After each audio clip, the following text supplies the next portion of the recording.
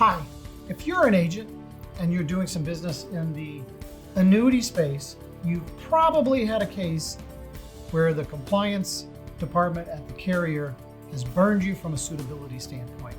Hi, I'm Randy Pierson, Vice President of Life and Annuities at Gord Marketing, and today I've got with me Tim Luby, our top shelf annuity RVP, and we're going to talk about navigating annuity suitability. Stay tuned.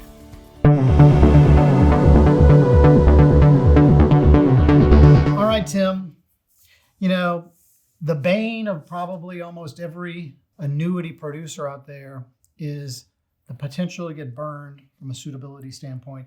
So when we talk about navigating annuity suitability, what are we talking about in general?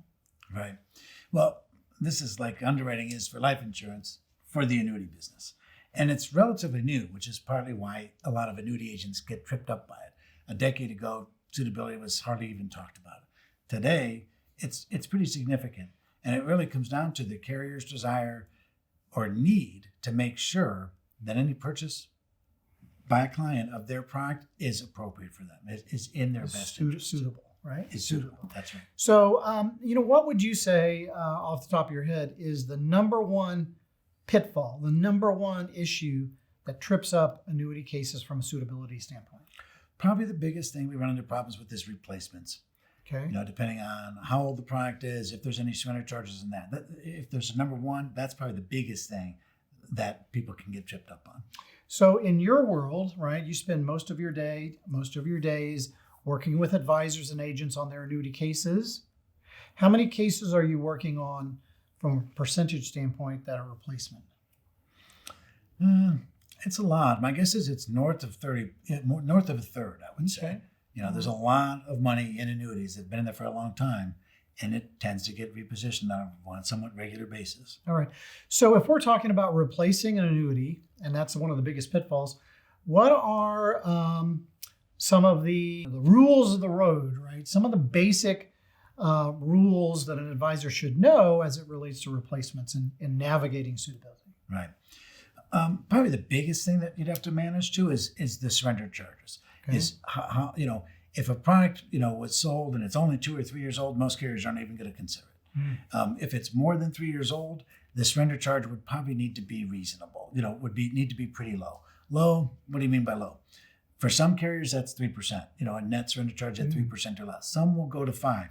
There are not many people that are going to want to take much more than a 5% surrender charge anymore.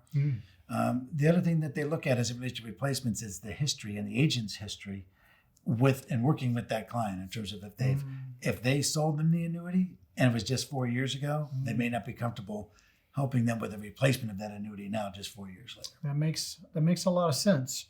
So, I remember back in the day, I don't hear about it much anymore, but that there were allowances made in replacements on annuities if there was a big bonus involved. I mean, how does that work in today's environment?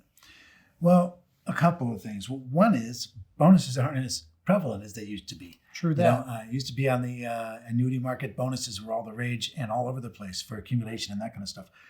We still see bonuses today, but more often on like the income riders, on the benefits that aren't like put in your pocket and walk away with, not on the account value. So, and then the other thing is that some carriers, even if they offer bonuses, aren't going to consider the bonus as a way to offset. It still has to make sense for what they're getting out of. Along the lines with that is sometimes you'll see surrender charges reduced by something like a positive market value adjustment. Some carriers will allow for that and consider it. Others won't. That the surrender charge number is a higher net number than they want. So, and obviously you hear me saying some carriers. It varies a lot by carrier. Yeah, I hear what you're saying. So, so we chatted a little bit about nuances with regards to replacements. Outside of a replacement scenario, what would you say the next biggest suitability hiccup falls within? Yeah, interestingly, it's probably the percentage of someone's assets, or liquid assets in particular, but percentage of someone's assets that are already in annuities and life insurance. Yeah, that's what I was thinking. Yeah, that tends to trip people up. And it's funny because you'll have clients that just really like annuities. They love annuities. They love life insurance. And I love annuities. I'm a huge fan of annuities. I think they're appropriate for everybody. but they're not appropriate for all of everybody's money. Yeah. And so that's what it comes down to. When the carriers see someone getting too high a percentage of their assets in annuities, they get uncomfortable continuing to increase that number. So is there a rule of thumb? I mean, is there a guidepost that an agent should try to stay within? Safest number, probably 50%, but 50% of someone's assets in annuities. We'll have some carriers that will get higher than that number based on some extenuating circumstances. And I would assume that's probably typically age or something, or It might be age. It might be whether we were actually increasing their percentage or just continuing. In other words, if they've already got 60% of their money in annuities, but 30% of it's in qualified plans and the surrender charge is gone, we're not increasing it to 70. We're staying at 60, but they might take it because it would almost be remiss for them to stay where they are. Maybe the interest rates where they are. So there are some extenuating circumstances that some carriers, not all, will look at and consider. We're rapidly running out of time here, but let me ask you, so do we have an advisor might be watching this video and thinking, is there anything you could put in my hands to help me with suitability? Do we have a guidebook or a tip sheet on how to navigate suitability? Do we have anything we can put in the agent's hand to help them? We do have some generic guide for you. Some carriers will give you the answers to the test. Other carriers are funny about that. They don't want to give you the answers to the test in advance because they feel, I don't know, maybe they feel like that's how you can manipulate things to some degree. So it really varies an awful lot. And the challenge that we have is we can use our significant experience as a team to try to assess whether something will be deemed suitable by a different carrier or not. But even sometimes we'll get surprised. We may think, okay, it looks all right, this is okay, but it'll get to the carrier and they'll see something that deems it unsuitable for them. And there's nothing worse than an advisor that's gone out and taken a nap and has to go back to a client and say, yep, can't do it.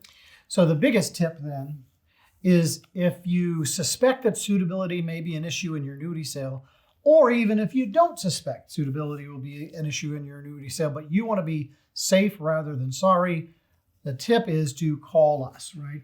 To reach out to Tim. And how might an agent reach out to you? Well, they can email me at timl@gordonmarketing.com. They can call me at extension 213 or 213 at the toll-free number at Gordon Marketing. And basically we'll provide some guidance. If we don't know the answers, have a real good feel for the answer, we can call the carrier. They're not always going to tell us emphatically yes or emphatically no, but we can get some terrific guidance. Yeah, absolutely. Well, listen, our time has run out for this video, but before we go, I'd like to make a couple comments. First and foremost, please do me a favor and click subscribe at the bottom of this video, as well as the notification bell, so that when we come out with new content every Tuesday, you'll be sure to hear about it. And also, I want to make sure I remind everybody about our podcast. We started recording a podcast a few months ago. It's been exceedingly well received by our agents. We dive a little bit deeper, spend a little bit more time, 30, 35 minutes or so on a particular subject that I'm sure you will listen and find useful in helping you sell more life and annuities. To learn more about our podcast or to find it, click down into the description and you'll see the links and you can find us there. But for now, on behalf of Tim Luby and myself, happy selling.